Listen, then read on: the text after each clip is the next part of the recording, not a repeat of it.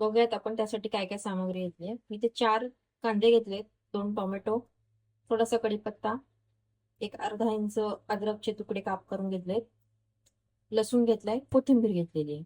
आता यातले जे हे 4 कांदे आहेत ना, हे 2 कांदे मला बारीक स्लाइस करून घ्यायचे आणि 2 कांदे आहे त्याचं आपण वाटण करणार आहोत. 2 कांदे, अद्रक, लसूण आणि टोमॅटो यांची एक प्युरी करून घेणार आहोत आपण.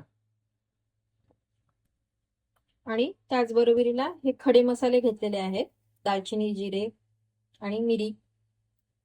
आपण हा जो किमा आहे ना तो कुकरमध्येच बनवणार आहोत. त्यासाठी मी कुकरमध्ये तेल घालून घेतलेलं आहे. आता ह्यामध्ये आपण जे खडे मसाले आपण घेतलेत ते घालणार आहोत. खडे मसाले थोडे तेलामध्ये परतले गेले ते आपण स्लाइस केलेला कांदा आहे हा घालणार आहोत.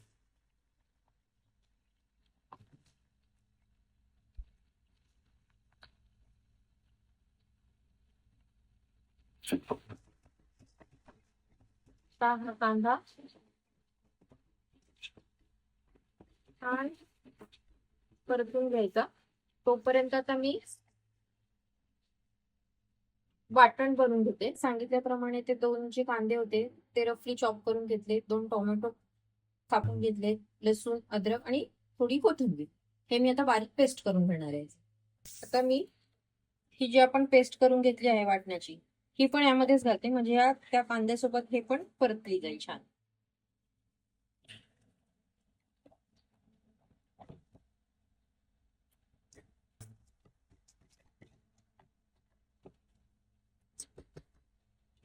किमा जो आहे ना तो जास्त आपल्याला असं सुक्का नाही बनवायचा आहे, त्यामुळे हे वाटण घालायचं. आता ह्या वाटणामध्ये आपण सगळं घेतलेलं आहे, लसूण, अद्रक, त्यामुळे असं वेगळं काही आपल्याला लसूण अद्रकची पेस्ट म्हणा तसं टाकण्याची गरज नाहीये. या वाटणामध्ये सगळंच घेतलेलं आहे.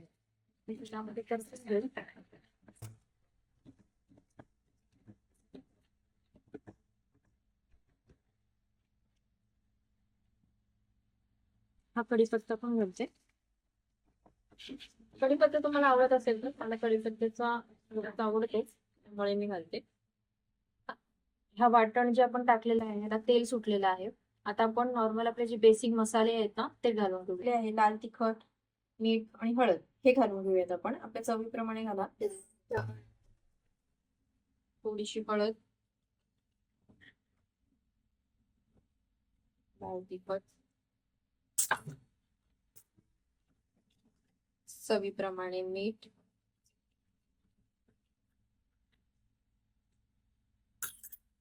त्याला परतून घ्यायचं.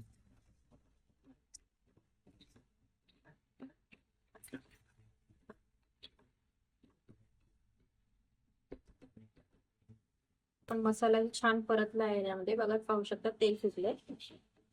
आता मी म्हणजे स्वच्छ धुवून घेतलेला हा खिमा घालून घेते.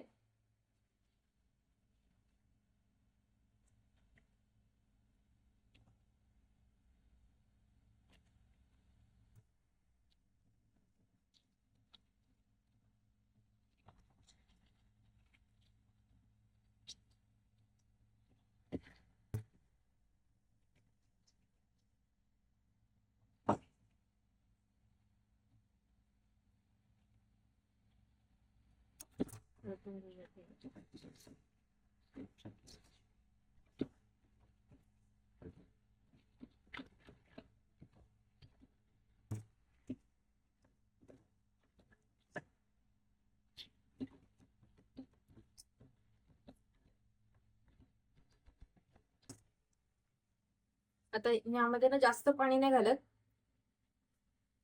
जे आपण वाटणाचं मिक्सरला पाणी आपण घालून घेतलेलं आहे ना तेच हे वाटणाचं पाणी घालते.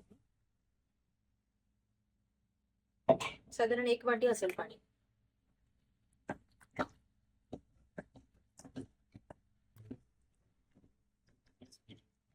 आता आपल्याला ह्यामध्ये फक्त मटण मसाला घालायचा आहे. साधारण 1 चम्मच मी मटण मसाला घातलाय. मिक्स करून घेते आणि कुकरला शिट्टे लावून घ्यायचे. साधारण 4 शिट्ट्या घेऊन घेतलेल्या आहेत. कुकर पण थंड झालाय. आता आपण कुकर ओपन करून बघू. पाहू शकता. तर बघूयात आपण खिमा शिजलाय का. वास इतका छान येतोय, छान खिमा शिजलाय. छानच खिमा शिजलाय. आता इकडे कोणाला वाटेल की हे जास्त पातळ आहे, खिमा सुका असतो.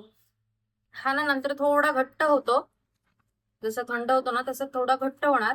आणि तुम्हाला पावासोबत वगैरे खायचं असेल ना तर असं एवढं पातळ असा खिमा छान लागेल. सुका करायचं असेल तर तुम्ही थोडंसं पाणी अजून आटवा, थोडं पाणी शिजताना कमी घाला तरी चालेल.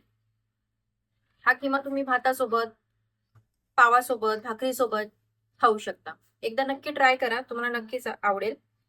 छान. आता आपण बारीक चिरलेली कोथिंबीर, आपला खिमा तयार. या मग जेवायला मटण खिमा, मस्त भात, चपाती किंवा भाकरी. मस्त आपण भातामध्ये चुरून हा मटण खिमा आणि भात. नक्की ट्राय करा एकदा ही रेसिपी, तुम्हाला नक्कीच आवडेल.